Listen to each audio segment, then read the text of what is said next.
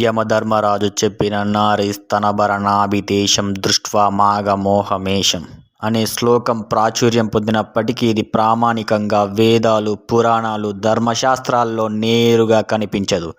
అయితే ఈ వాక్యం ప్రాచీన హిందూ ధర్మబోధకతను సూచిస్తూ మోహానికి లోనవ్వకూడదని ఉపదేశించే విధంగా ఉపయోగించబడుతుంది.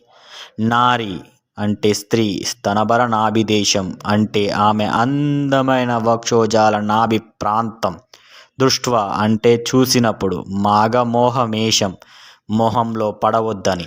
ఈ సందేశం దేనిని సూచిస్తుందంటే ఈ వాక్యం పురాణ కథల్లో ముఖ్యంగా యమధర్మరాజు లేదా ఇతర సన్యాసులు, ఋషులు చెప్పిన ధర్మ బోధనగా ప్రచారంలో ఉంది. దీని ముఖ్య ఉద్దేశం వ్యక్తి కామమోహాన్ని అదుపులో పెట్టుకోవడం, శీలాన్ని కాపాడుకోవడం.